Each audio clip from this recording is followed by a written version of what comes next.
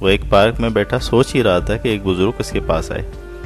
انہوں نے اس کو اہم ترین سبق یہ پڑھایا کہ ہم سب قدرت کے شاہکار ہیں اور ہمارے اندر بڑی صلاحیتیں اور قوتیں ہیں۔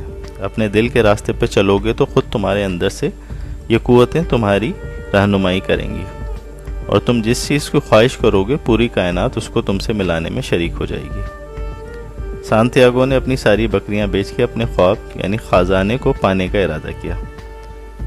سفر کے دوران افریقہ میں اس کی تمام دولت ڈاکوؤں نے لوٹ لی، لہٰذا اس نے ایک شیشہ ساز کی دکان میں نوکری کر لی۔